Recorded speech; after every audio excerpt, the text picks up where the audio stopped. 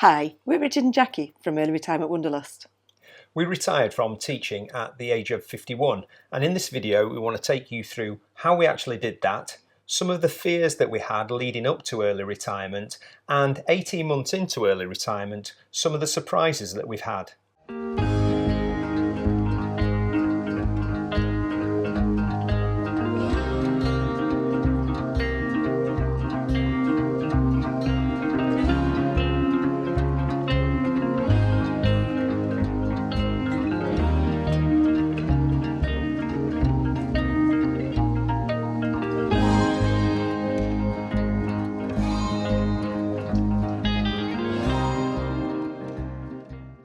So in this video, we're actually going to talk about how we've retired from a teaching career. And I know some of the aspects of that, particularly with the pension arrangements, is probably not relevant to a lot of you. The teachers' pensions, the way it's set up is quite different. But hopefully there will be some crossover if you're not retiring from a teaching career, and you will be able to take some things away from what we want to talk about. Making the decision to retire at 51 I think is quite unusual, and we know that we're in a really privileged position, but as we'll talk about in a while, we don't actually get our pensions till we're 55. But as much as we feel like we are privileged in terms of being able to early retire, I sort of need you to know that it was born out of real tragedy in our lives that we've probably not really shared before. So in 2021, I lost my dad suddenly to cancer. And then a couple of months later, I also lost my brother to a sudden illness. And that really just rocked us, obviously, and made us think about how we wanted to spend our life and how much we value life and how much we value the time that we've got, and we wanted to maximize the time that we've got together. So that's where we're at. So in this video we want to take you through the steps we took in terms of planning for our early retirement, some of the things that we were concerned about prior to early retirement, and then some of the surprises that we've had over the course of the last 18 months in our first experience of early retirement. When we decided that we were originally going to retire at the age of 55 years ago, we did have a few meetings with the Wesleyan Society. They are a financial advisory system that you can have access to through your teachers' unions, and they were really good. They went through the different projections of what income we would potentially have monthly with our pensions if we went at 55, and also with the teacher's pension you do get a lump sum. They also looked at very carefully explaining to us that we were going to have a huge detriment to do that. So they did give us all the figures if we went at 55, if we went at 60, and if we stayed teaching until we were 65. Yes, we realised we were going to take a massive hit on our finances, but we just couldn't see ourselves ever teaching till 65. But it was just useful to know what that detriment was going to be. So yeah, we'd made our decision to go at 55. And then when we decided that we really couldn't keep going after Richard lost his dad and his brother, we had another meeting with the Wesleyans, and we were really surprised, pensions-wise, how much that didn't make a huge difference compared to going at 55. Obviously, we don't have an income at the moment. We don't get anything till we're 55. But obviously, we're also not paying into that pension scheme. So we thought we couldn't afford to do it originally. But yeah, that did work out okay in the end. In the 18 months since we've actually left the teaching profession, there have been a couple of changes to our pensions due to a landmark court case that had gone through, and we have been able to look at how that's affected our pension by going onto the teachers' pension website. They've got a great calculator that you can put in what age you retired, how many years you've worked for, whether you were full-time or part-time, and it will give you pretty accurate figures of what your projected pension will be at whatever age you put into that calculator. So that was pretty handy. Those people that have seen any of our videos before will know that I'm a bit nerdy and I'm an ex-mathematician and I quite like graphs. And one of the things that we had to consider when we were looking into early retirement was the health versus wealth debate. And it comes to a lovely little graph that hopefully I'll be able to draw and show on screen as I talk. So here we go. If we look at wealth to start with, the longer you live, the more wealth you generally accrue, and particularly throughout your working career, if you work for longer, then you will inevitably be wealthier at the end, and that means that the line goes steadily upwards up until your retirement date.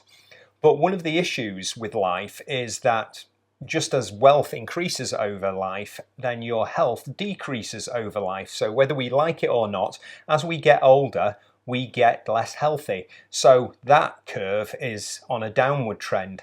And actually, for retirement, the sweet spot is when those two lines cross. So you want enough money for your retirement, but at the same time, you want enough health to be able to enjoy that. And in reality, for us, probably we've retired a little bit earlier than we expected at the age of 51. So it does mean that we have less money than we planned, but it also means on the positive that we are perhaps a little bit healthier than if we'd worked longer in the career. So that health versus wealth debate has been a really good way of formulating our thoughts for early retirement. For us, one of the biggest considerations at deciding to retire at 51 was going to be the change in our lifestyle that we'd been used to. We both had really good teaching careers. We'd been teaching for 30 years. We were used to having that salary, and we haven't got a salary at all at the moment. And we had to really soul search and think, could we adjust our lifestyle for that to be okay for the next 3 years? There are lots of things that we've had to change. There's lots of things that we've had to do in order for us to be able to retire at 51. And to us, that was actually a sacrifice that was worth it. So what we've done is, by early retiring, we've traded a lot of our lifestyle from working life because we simply cannot afford the lifestyle that we had. But what we've gained in return is lots of time and probably the choice and the freedom to do a little bit more as we please. Something that we've been doing for a few years previous to us retiring is really minimising our budget anyway, because we were trying to pay off our mortgage early. We wanted to be completely debt-free by the time we were 55 so that we could retire and not have any financial worries. So we were quite lucky that at the point that we retired at 51, we were mortgage-free, which was great. And by having that more modest lifestyle in the months leading up to early retirement, we also managed to maximise our savings as well, because we had never really been savers in life, but we were paying into mortgages and we were making sure that we were paying our debts off. And then the more freedom that we had then, we devoted more of our funds to savings. And that's what we're actually living off in the time leading up to us getting our pension at 55. And that's actually helping us at the moment, because we were leading quite a frugal life for those few years before we actually retired. So we were a little bit used to living on a bit more of a budget. The other thing that I'm so thankful that we had the forethought of is that we got the van and we've paid the van off at the same time as we paid our mortgage off. And that in our early retirement has enabled us to have so many experiences, but they don't have a massive cost attached to them. And it's something that's given us a huge amount of freedom in our early retirement. So one of the final things we did was draw all of those financial things that we've discussed into one plan and actually try and project it forward to see whether our budgetary plans would see us through and would actually make early retirement a reality. A large component of that was downsizing and selling the family home in Cheshire and relocating to the Yorkshire Dales. We'd always wanted to do that because it meant that we could be closer to my mum now that she's on her own. And what it also did was allowed us to release a little bit of equity from the house so that that would also go into our budgetary plans for the next few years. So trying to see the big picture of minimising debts and maximising savings and releasing equity and trying to pull all of that together in a coherent plan was probably the final piece of the jigsaw. If we were going at 55, that would have been just a breeze. Going at 51 has meant we've really had to think very carefully about what we spend our money on, but it is working for us. Like many of you watching, we had quite a few big fears and worries about what our early retirement would look like. And I think the biggest fear for us was the financial one. Yeah, money. Will we have enough money in order to be able to live? Will that money last? Will that money run out? I think all of these are really common questions and really common anxieties that certainly when we're on the retirement and early retirement forums that lots of people share in that anxiety. And I think really the only way around that is by having a plan and then monitoring to see if that plan works. And the other thing is, we did rationally think about it. Yes, we've left teaching at 51. We were always going to retire at 55. Actually, the worst that could happen is we're going to have to go back to work in some form. We could do supply teaching, we could do tutoring. We probably wouldn't do either of those because we don't want to go back into teaching anymore. But what we probably would do is go back and do some temporary or seasonal jobs. We've seen loads of things that have interested us that are out there, non-teaching wise, that actually look quite fun to do, and not having that long-term commitment, not being a career, not being something that you feel obliged to do for years to come, just fun, quick temporary jobs. And the reason we can do that is that, as we've mentioned earlier, we managed to clear off all of our debts, so our overheads are quite low and our expenses day to day are quite low, and our probably need and wish for money is quite low. So we're not going to hopefully ever be having to chase the salary. We can do jobs that suit what we want to do. Teaching is a pretty demanding profession, and we were both, when we were working, completely all in with the career. And one of our concerns of leaving the profession was, how would we fill our time? Would we lose our sense of purpose? Would we lose our sense of identity? And that really hasn't bore out, because rather than focusing on our professional world and our professional career, we've actually focused on other aspects of our lives. So we have continued to be lifelong learners, so we always believe that there is some area of personal development that we can work on. And talking of personal development, we took on the house renovation project. So we had 6 months of keeping ourselves really busy, project managing, doing the house up and learning some new skills along the way. So we've kept ourselves pretty busy. And we've also been able to focus on our health and our well-being. So rather than trying to fit that in around the edges of a career, we've actually been able, for the first time in our lives, to focus on that thing that's really important for us to be able to live a long and fulfilled life. Another one of our concerns going into early retirement was that we would lose our friendships, because naturally you've got an inbuilt friendship group when you go to work every day. That hasn't really bore out. We have got more time for our family, we've got more time for our friends. We are naturally reconnecting with lots of our friends who are also in a similar situation to us. So that's really nice that we've lost touch with people over a number of years, but now, because we're all becoming a cohort that are retired or early retired, we get a chance to meet up with those people. So yeah, not too much of a concern. There's also that huge thought in the back of your minds. What happens if we actually change our mind? We retired so early, we retired at 51. What happens if we think it is the biggest disaster ever and we've made the hugest decision that's affected our lives and we want to go back to our old lives? Luckily, at the moment, that hasn't happened. We are really happy and content with what we've done. We love where we live. We love not having to get up early and going to work. So I haven't got that thought at the moment. Have you? No. And then one of our final anxieties is a little bit theoretical, really. So obviously it came from me, but it's to do with the fact that all our lives we spent working and earning money and saving, and money was coming in.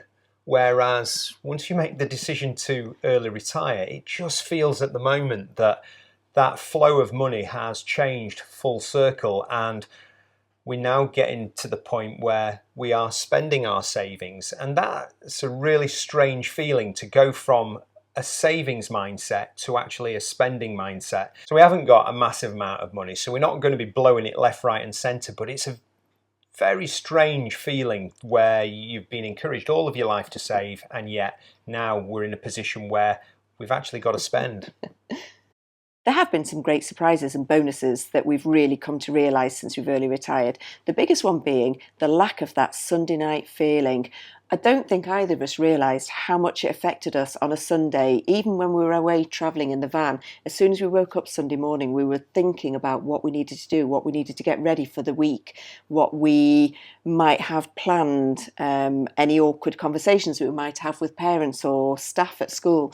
And actually, that just went like that. And for me, probably associated with that, I never really considered the effect that work was having on my health. I coped okay at work, I enjoyed my work, But once I've left work, I've actually realised that, the job was really intense. It was affecting me.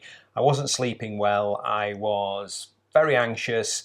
And there are a whole host of health benefits that I never realised that I would get just simply by retiring early. And it's something that I'm incredibly grateful for. And it was something that I never perceived would have actually happened. With the complete lack of it, we've come to realise just how easy it is to have an amazing life without a lot of money. We plan activities that we can do that are either free or very cheap. We get away regularly in the van, which costs us very little. And yeah, we are living a very frugal life, but we're living a really fulfilling life. We're also absolutely amazed at how quick time flies, particularly in early retirement. We've been early retired now probably just over 18 months, and that time has just gone like that. And it is quite frightening how quick certainly the last year's gone. And when we've been looking back at all of the things that we've fitted in terms of our travels and our adventures, it has been a wonderful opportunity, and it's something that we are forever grateful for, being able to be early retired. I do laugh sometimes though, because we have been retired for 18 months, yet I do still think in terms of term time. So I'll still think, right, it's Easter now and it's half term now, and we still talk about that, even though we haven't been teaching for 18 months, which is quite funny. Richard mentioned this earlier, but one of the things we've both noticed is our quality of sleep and the amount that we both sleep now. Richard was never great when he was at school. He would be lucky if he slept for 4 or 5 hours without... Yeah, it wasn't great. Again, another thing that was probably affecting my health as well without me knowing it. And since I've retired, I have been known to have over 12 hours sleep a night, which is just amazing. And for me, I'm just comfortably getting over 8 hours now, which is a massive step forward, and I'm feeling so much better for it. One of the things that has really surprised us is the freedom of choices that we have. Quite often when we were working, a lot of the decisions that we made were based around the constraints of work, whereas now our decision making and the choices that we make are solely based around what we want to do and whether it's going to be of benefit to us. And that is a really, really luxurious position to be in. One lovely surprise that we have found since we've been early retired is the amount of quality time that we get with our friends and family. The opportunities that we've had to go and travel with my mum on extended holidays has just been irreplaceable, something that we could not have done when we were teaching. We get to spend a lot more time with our son and daughter. It was Richard's birthday this weekend, and we just had the most lovely weekend just chilling and chatting. We didn't do anything special, did we? But when we were working, we just didn't have that time. No, I think when we were working, we were trying to recover from the stresses and strains of work, and inevitably, we didn't then devote that time to other people, whereas now those other people can really become front and centre in our focus. So that's it. We hope that we've been able to give you just a little bit of an insight in terms of the decision making that we took in terms of our early retirement, and some of our concerns and some of the surprises that we've had since we've been early retired. We didn't particularly want to go into the financial arrangements of the retirement because it is different for different people. But hopefully just a little bit of advice about going to the Wesleyans for a bit of support with how to plan your retirement from teaching, and just making sure that you have no financial surprises, because you have had a plan in place and you have had discussions about what it would mean to retire early. For us, that worked really well. And we know for us it's early days because we're only 18 months into this, but we're absolutely loving it at the moment. So that's it from us. See you later. Bye.